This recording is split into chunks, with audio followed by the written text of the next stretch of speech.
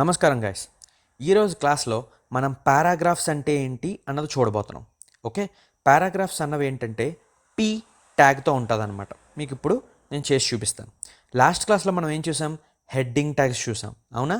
ఈ క్లాస్లో మనం పీ ట్యాగ్ చూడబోతున్నాం. పీ అంటే పారాగ్రాఫ్. మనం ఎందుకు వాడతాము బేసిక్గా పీ ట్యాగ్ అంటే, మామూలుగా ఏదైనా వెబ్సైట్లో ఒక టెక్స్ట్ ఇవ్వాలి నేను, ఓకే, నా గురించి. ఫర్ ఎగ్జాంపుల్, ఇప్పుడు రెండు ట్యాగ్స్ వాడి H tag plus P tag కలిపి మీకు ఇందులో ఎక్స్ప్లెయిన్ చేస్తాను. ఆల్రెడీ మనం అది నేర్చుకున్నాం కాబట్టి. సో ఇప్పుడు పీ ట్యాగ్ ఏంటంటే జస్ట్ పీ అని ఇస్తాం అంతే. పీకి ఏముంటుంది? ఓపెనింగ్ ట్యాగ్ ఉంటుంది, అలాగే క్లోజింగ్ ట్యాగ్ ఉంటుంది. సో ఇందులో దిస్ ఏమేమి ఇస్తారంటే, మీ పేరు ఇచ్చుకోండి.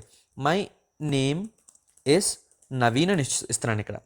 ఓకే, సో ఇక్కడ ఎప్పుడైతే నేను మై నేమ్ ఇస్ నవీన్ అని ఇస్తున్నానో ఇచ్చి నేను ఓపెన్ చేస్తాను. ఓకే, అది దీని మీద డబుల్ క్లిక్ చేయడమే. డబుల్ క్లిక్ చేస్తే నాకు ఇక్కడ ఓపెన్ అయింది, చూసారా? జస్ట్ బేసిక్ బోల్ట్లో లేదు ఇది. బోల్ట్ అంటే ఏంటి? H1 ట్యాగ్స్ వాడినప్పుడు మనకి అది దాని యొక్క బోల్ట్ అంటే ఏంటంటే బ్లాక్నెస్, అంటే కొంచెం థిక్గా ఉంటుంది అనమాట అది. సో ఇదేంటంటే బేసిక్ ఒక టెక్స్ట్ ఇవ్వడానికి అనమాట. For example, welcome to my website, my name is Naveen అని మీరు ఇవ్వాలి. ఎలా ఇస్తారు? ఓకే, ఇక్కడ నేను H1 వాడతాను ఇప్పుడు, ఎందుకంటే హెడ్డింగ్ ఇవ్వాలి కాబట్టి. లాస్ట్ క్లాస్లో మనం చూసాం ఇది. So welcome to my website, చూసారా? Welcome to my website, my name is Naveen అని ఇచ్చాను. ఓకే, సో ఇక్కడ చూస్తే మీరు ఇది చూసారా ఎంత బ్లాక్గా ఉందో? ఈ బ్లాక్నెస్ అన్నది డిఫరెన్స్ ఎందుకు వస్తుందంటే, ఇది బోల్ట్లో ఉంది, ఇది బోల్ట్లో లేదు.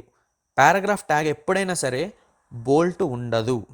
ఓకే, H1 ట్యాగ్స్ అన్నీ కూడా బోల్ట్లో ఉంటాయి. ఫర్ ఎగ్జాంపుల్, ఇది నేను H6 ట్యాగ్ మారుస్తాను. ఓకే, ఈ బ్లాక్నెస్లో మార్పు చూడండి మీరు. దీన్ని ఏం చేస్తానంటే H6కి మారుస్తాను. ఇక్కడ కూడా H6 క్లోజింగ్ మర్చిపోకండి. Okay, H1 opening, closing. So ఇప్పుడు నేను రిఫ్రెష్ చేస్తే ఇక్కడ దీని బ్లాక్నెస్ చూడండి, చూసారా? చిన్నదైంది ప్లస్ బ్లాక్, ఇంకా కొంచెం డార్క్ అయింది. సో అలాగనమాట. అలాగా మీరు వాడుకోవాలంటే ఎప్పుడైనా సరే వెబ్సైట్స్లో ఇవి వాడుకోవచ్చు అనమాట. సో ఇప్పుడు మీకు ఇచ్చే చిన్న టాస్క్ ఏంటంటే, మీరు కూడా ఈ H1 ట్యాగ్ కానీ మీకు నచ్చే, ఇప్పుడు H1 నుంచి H6 వరకు నేర్చుకున్నారు, అవునా? పాత క్లాస్లో. సో ఇప్పుడు H1 నుంచి H6 నేర్చుకున్నారు కాబట్టి, మీరు వెల్కమ్ టు మై వెబ్సైట్ అని ఒకటి ఇచ్చుకొని, మీ యొక్క డిస్క్రిప్షన్, మీరు మీ పేరేంటి, ఏం చదివారు, ఓకే, ఇప్పుడు ఏం చేస్తున్నారు కరెంట్గా, అంటే ఇప్పుడు ఏం చేస్తున్నారు, ఓకే, కరెంట్లీ ఏం చేస్తున్నారు, ఓకే, ఏం చేశారు ఈరోజు అంతా, ఏం చెయ్యబోతున్నారు, ఓకే, మీ గోల్స్ ఏంటి, అన్నీ ఇక్కడ ఈ పారాగ్రాఫ్లో రాయండి. For example, my name is Naveen, నేను బీటెక్ చేశాను కంప్యూటర్ సైన్స్ ఇంజనీరింగ్లో, నేను నా ఎక్స్పీరియన్స్ ఇది, అలాగనమాట. ఒక పారాగ్రాఫ్ అనమాట. ఓకే, బేసిక్గా ఇంగ్లీష్లో మనకి పారాగ్రాఫ్స్ ఉంటాయి కదా, సేమ్ అదే యూస్ పారాగ్రాఫ్ మనకి ఇక్కడ కూడా. సో అలాగా మీరు కూడా మీ ల్యాప్టాప్ ఓపెన్ చేసి ఇలాగా రాయండి, ప్రాక్టీస్ చేయండి. ఓకే, ఇంకొకటి మీకు ఇంకో విషయం పారాగ్రాఫ్ గురించి ఏం చెప్పాలంటే, ఇప్పుడు నేను ఇక్కడ నెక్స్ట్ లైన్లో ఇస్తున్నాను.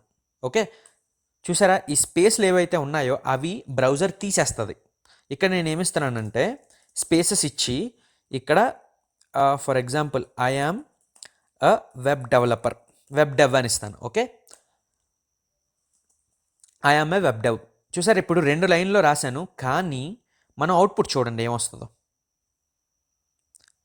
చూసారా? నాకు ఒక లైన్లోనే వచ్చింది.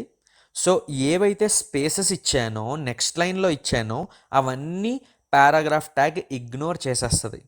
ఓకే, దానికి సంబంధం లేదు. నువ్వు ఇప్పుడు 10 లైన్లో నువ్వు ఇచ్చుకున్నా సరే నాకు సంబంధం లేదు, నేను ఒక లైన్లోనే ఇస్తాను అంటుంది పారాగ్రాఫ్ ట్యాగ్. దాన్ని ఎలా సాల్వ్ చెయ్యాలి? నాకు ఇప్పుడు ఇవి 2 లైన్లో కావాలి, ఒక లైన్లో నాకు వద్దు అన్నది మనం ఎందులో నేర్చుకుంటామంటే, కొటేషన్స్ అని ఒకటి ఉంటుంది. ఇక్కడ కొటేషన్స్ అని, ఇందులో కొత్త కొత్త ట్యాగ్స్ అన్నీ వస్తాయి. ఓకే, ఆ ట్యాగ్స్లో మీకు నేర్పిస్తానమాట ఎలాగా వాడాలి అనేది. ప్రస్తుతానికి మనం ఇక్కడ ఉన్నాం. ఓకే, సో నాకు తెలిసి HTML బేసిక్గా ఒక 3-4 డేస్లో 3 క్లాసెస్ నేను ఏంటి కవర్ చేస్తాను, కొంచెం డీటెయిల్గానే కవర్ చేస్తాను. సో నాకు తెలిసినంత వరకు ఒక 1 వీక్లో HTML అయిపోతుంది. CSS కూడా ఒక 1 వీక్ 8-9 డేస్, అంటే బేసిక్గా 15 డేస్లో HTML CSS అయిపోతుంది. అప్పుడు ఒక మినీ ప్రాజెక్ట్ లాంటిది కూడా చేద్దాం. ఓకే, సో ఇప్పుడు మీకు అందరికీ అర్థమైంది అనుకుంటున్నాను పారాగ్రాఫ్ ట్యాగ్స్. ఓకే, ఏమన్నా డౌట్స్ ఉంటే నాకు కామెంట్ బాక్స్లో పెట్టండి. ఓకే, కానీ ప్రాక్టీస్ చేయడం మర్చిపోకండి. H1 నుంచి H6 వరకు ఒకసారి రాయండి. దాంతోపాటు మీరు ఏం చేశారు, ఏం చేస్తున్నారు, ఓకే, మీ గోల్స్ ఏంటి అన్నీ కూడా పారాగ్రాఫ్ ట్యాగ్లో రాసి అవుట్పుట్ చూడండి. ఓకే, ఏమైనా డౌట్స్ ఉంటే కామెంట్ బాక్స్లో రాయండి. ఉంటాను.